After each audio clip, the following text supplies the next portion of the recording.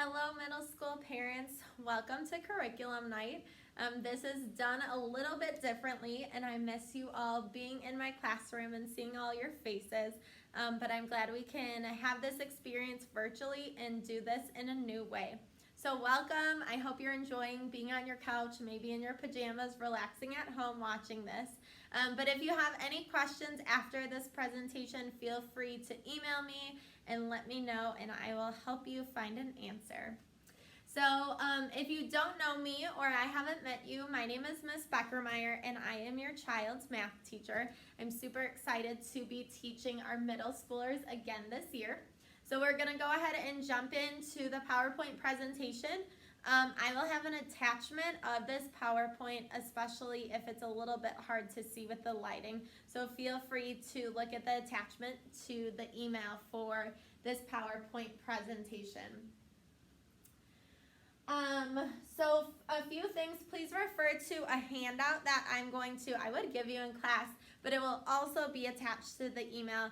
That's going to have a ton of information about the specific curriculum and topics of math your child will be learning this year. So feel free to take a look at those packets, and then let me know again if you have any questions after you watch this video. So a little bit about myself. Like I said, my name is Miss Bekermeier. When I was in college, completed clinicals in a kindergarten classroom, and then I student taught in 7th grade math. So I knew I always wanted to go to the upper grades. I taught 5th grade here at Trinity for 2 years. I loved 5th grade. It was such a great time. My 8th graders now were actually my second 5th grade class here. But then I felt the Lord calling me to middle school math, so I bumped up when the position opened, and this will be my 5th year at Trinity and my 3rd year teaching middle school math, which is very exciting. Time really flies. I graduated from University of Illinois and received my degree in elementary education with a middle school endorsement, and then I also received endorsements in math, language arts, social studies, science, and dance. My concentration is also in math. This is something new, I'm currently working on getting my master's degree from Olivet Nazarene University. I'm getting a degree in curriculum and instruction, and then also an endorsement in teacher leadership, so I'm super excited about that. I have been doing that now for 16 weeks, so I just completed my 2nd course and will be moving on to my 3rd. I grew up with 2 siblings, come from a family of 6 now. I have an older brother. He's been married for a few years to my sister-in-law, Hannah. And my sister, she's 3 years younger than me. She just got married to her high school sweetheart. She just got married about 2 weeks ago, so that was super exciting for our family. And then my mom actually works here. She's the director of development here at Trinity, and my dad as well.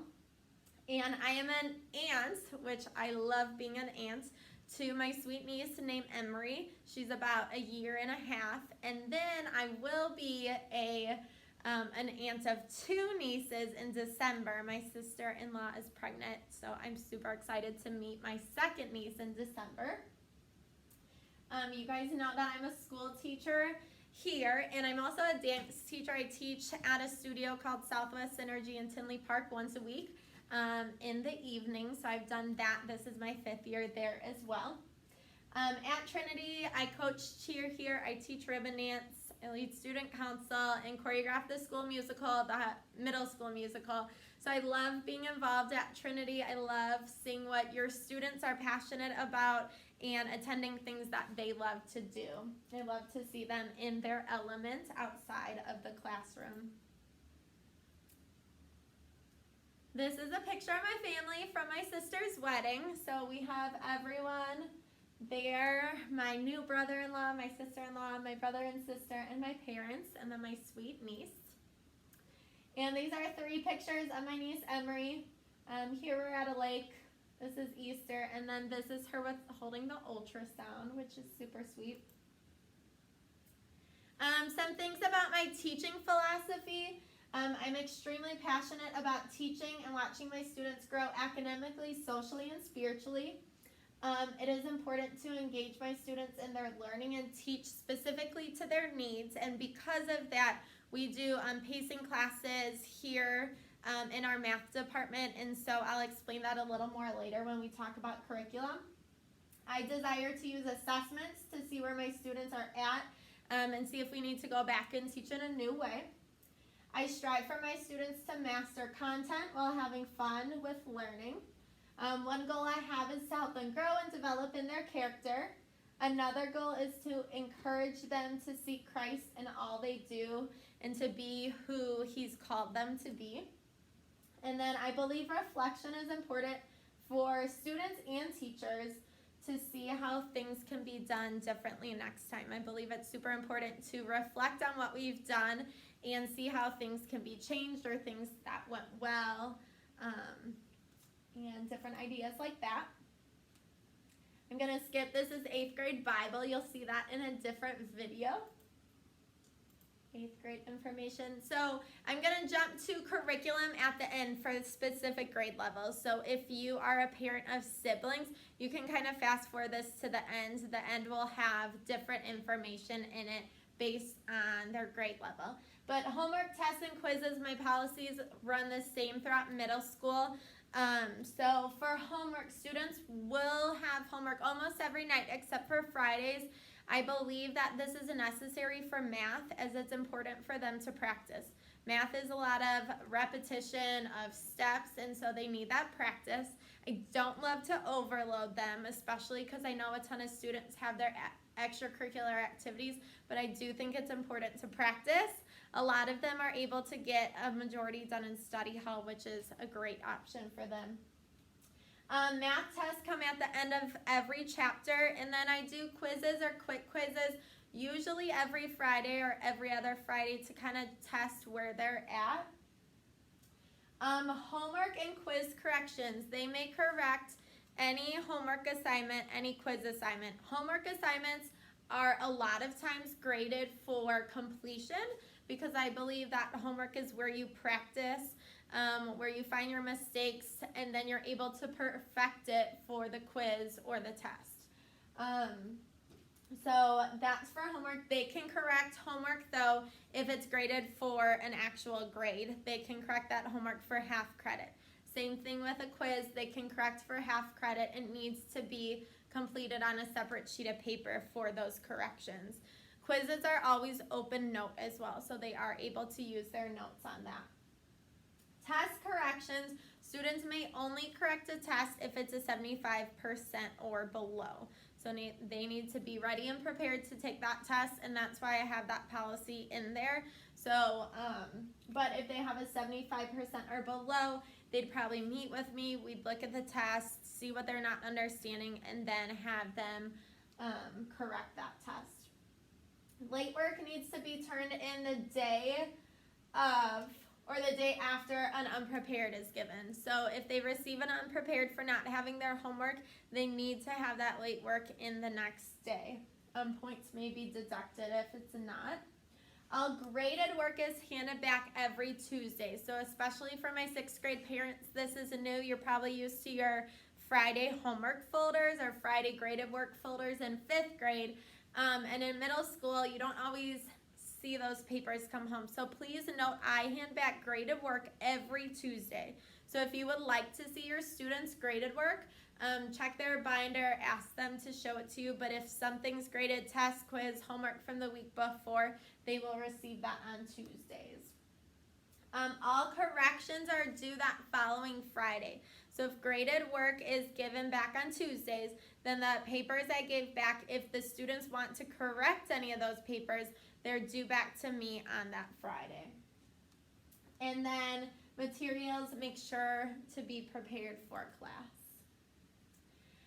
Grading scale for math class, this is kind of how it's weighted in here. Homework and classwork is 30%, quizzes are 30%, tests are 35%, and then big 25s or big 20s, which are kind of just an assessment or practice of everything they've learned. Those are 5%. I'll get back to those in a second. And you can check out Trinity's grading scale as well. In math, I believe so much of math is confidence. So So I'm always encouraging your kids to have a positive mindset. Math is a challenge, and it's a challenge for a lot of us. So please also encourage them at home to keep trying, keep practicing, and put forth their best effort. If students need extra help, I am available to help them. It's a little crazy around here sometimes depending on the season, but I want to be available to help them. So in the beginning of the year, while I'm not coaching, I'm available Mondays and Wednesdays from 7:45 till 8:15 in the morning, and then after school from 3:30 until 4 p.m. If they need additional tutoring, we could talk about that, but those are kind of my office hours. I just ask that you send an email to me and let me know your child is coming to work with me so I'm ready and prepared for them. Another great resource to practice would be using Khan Academy. I use Class Dojo for pictures and to post announcements, so I will get you all those codes if you want to be updated on what's going on in the classroom through that. My contact information, you'll have it in your package, you'll have it on this PowerPoint. Email is the best way to reach me. That is fine, my work phone is fine, but please don't use my personal cell phone.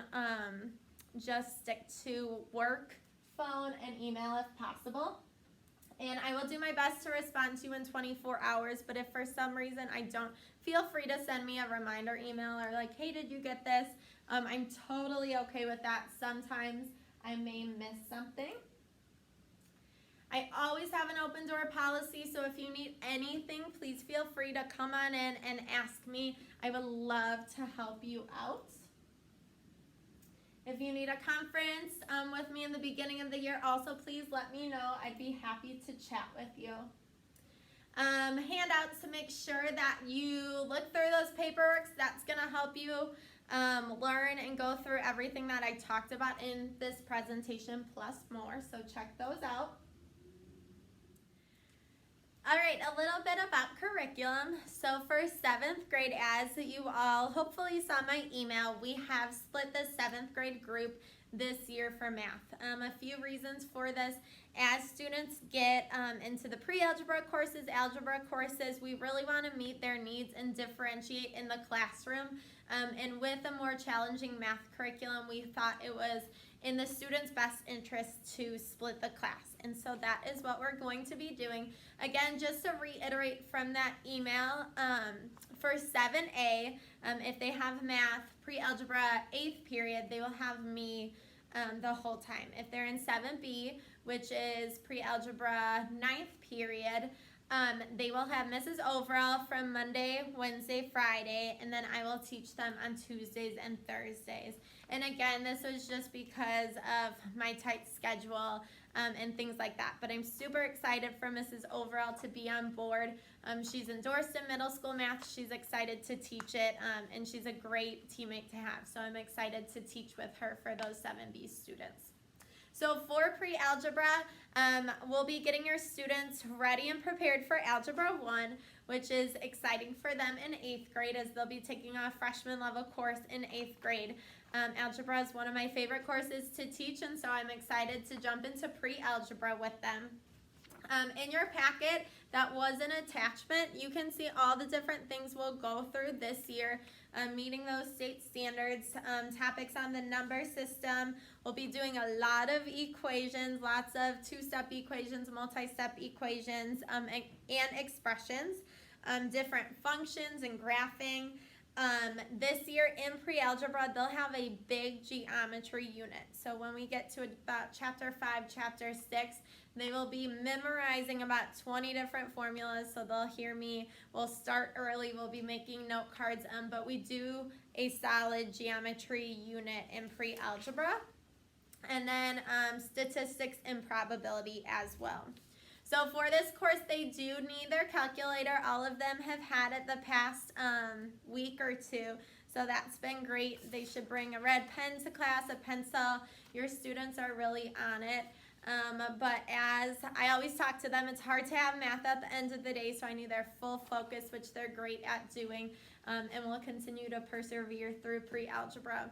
But if you have any questions on the curriculum, please feel free to let me know. Again, 7A will be going at a faster pace, 7B will be going at a slower pace, but they'll all learn the same material.